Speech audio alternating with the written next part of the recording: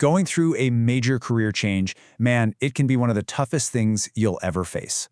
Suddenly your world feels shaky, and even your own home might start to feel less like a safe haven and more like, well, a waiting room. But what if you could take a small piece of that space and turn it into a powerful tool for your recovery? For rebuilding? That's exactly what we're going to dive into today. A step-by-step guide to turning a corner of your home into a personal command center.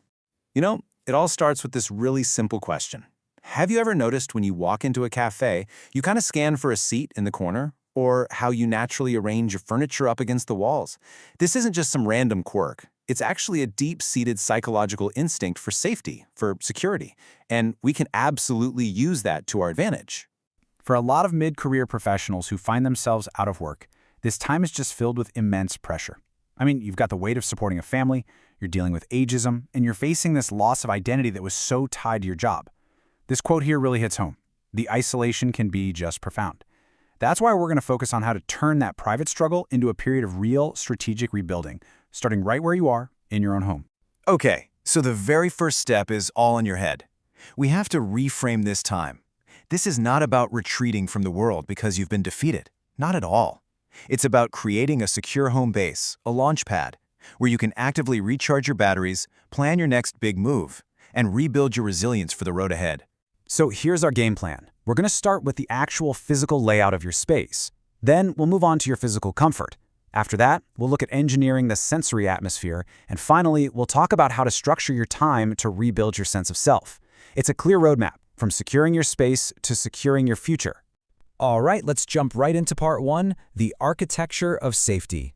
We're going to talk about something that sounds small but has a huge impact. How just placing your desk differently can fundamentally change your psychological security. The science behind this is something called prospect refuge theory. And at its core, it's pretty simple. It says we humans are basically hardwired to feel safest in spots where we have a clear view of what's in front of us, that's the prospect, while our back is protected, that's the refuge. Just picture our ancient ancestors scanning the savanna from the safety of a cave mouth. That instinct, it is absolutely still alive and kicking inside us today.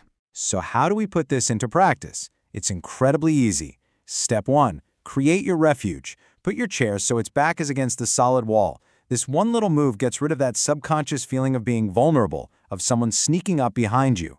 Step 2. Maximize your prospect. Turn your desk so you're facing the door and, if you can, a window. This gives you a clear line of sight and a real sense of command over your space. And the payoff for doing this? It's huge. This commander position frees up all this mental energy you didn't even know you were spending just being on guard. You see, when so much in your life feels completely out of your control, taking back this small but really meaningful sense of control over your immediate space, that is a massive psychological win. And speaking of saving mental energy, that leads us perfectly into our second section, comfort as the foundation for your energy. Here, we're going to connect the dots between how you sit and your mental stamina for the long haul. Think about it like this. Physical discomfort, from a bad chair or a desk that's too high. It's like a bunch of apps running in the background on your phone, just constantly draining the battery. And that battery, that's your precious cognitive and emotional energy. The very energy you desperately need for searching for jobs, for learning new skills, and just for managing the stress of it all. Now, ergonomics can sound really complicated, but it doesn't have to be. Just look at the quick check column here. These are simple 2-second tests you can do right now, wherever you're sitting. Seriously, these tiny little adjustments can make a world of difference in plugging that energy drain. So please remember, this is not about going out and buying some fancy, expensive chair. This is a strategic move. It's an investment in preserving your mental stamina for what is a marathon, not a sprint. You're investing in your own resilience. Okay, now that we've got your physical setup handled, let's move into section 3 and start dialing in the sensory atmosphere.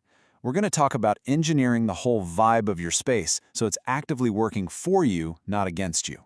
Let's kick things off with light, because not all light is the same. Cool, blue-toned light, that's your friend when you need to be alert and focused for work. But in the evening, you want to switch over to warm, yellow-toned light. That sends a powerful signal to your brain that it's time to chill out and wind down. A simple, adjustable lamp can be a total game changer here. And we can build on that with a full-on sensory toolkit. Try using neutral colors for a calm background, maybe with some pops of blue for focus or green to reduce stress. If you live somewhere noisy, use an app to play nature sounds to mask it. Pay attention to the air, not too hot, not too cold. And finally, add a plant, a simple, low-maintenance one. This connection to nature, it's called biophilia, is a scientifically proven stress buster. So what's the real goal here? Well, it's actually physiological. The constant, chronic stress of being out of work can keep your nervous system stuck in fight-or-flight mode. By layering in all these calming sensory inputs, the right light, soothing sounds, comfy air, you're sending all these little "you are safe" signals to your brain. You're helping your body shift into a rest and digest state where it can finally, actually recover. And creating that calm internal state is the perfect foundation for our final and maybe most important section, controlling your time to rebuild your sense of self. See, when the external structure of a 9-to-5 job vanishes, it is absolutely crucial that you create your own internal structure. This is how you start to take back your days. A flexible schedule like this can be a great framework, but notice the balance. Yeah, you've got dedicated time for the hard, focused work in the morning when your energy is highest, but just as important are those blocks for recharging, for learning something new, and for connecting with people. This isn't meant to be a prison. It's a blueprint for a balanced, productive day that you control. Now, to really make this work, there are two powerful psychological tricks. First, micro goals. The goal, find a job, is huge and overwhelming. But send one personalized email today? That's achievable, and those little wins build momentum. Second, create a shutdown ritual. Maybe at 5 p.m. every day, you tidy your desk and you close your laptop. That simple act creates a clear boundary that protects your personal time from that constant job search anxiety. And this is the real power of creating your own routine. It is so much more than just time management. It's an act of identity reconstruction. I mean, losing a job can feel like you've lost a piece of yourself. But by intentionally filling your days with learning, with planning, with creating, you are actively writing a new story. You're no longer just unemployed. You are a learner. You are a planner. You are the architect of your own future. So let's bring it all home. That little corner of your house, when you design it with intention, it is not a place to hide from the world. It is your command center. It is your secure base of operations where you can rest, plan, learn, and launch the next amazing chapter of your life. The sense of control and purpose that you build in this one small space, that will become the foundation for regaining control in the wider world. So I'm going to leave you with this question. Today, right now, what is the first small thing you can do to start building your command center? Maybe it's just turning your desk to face the door. Start there. You've got this.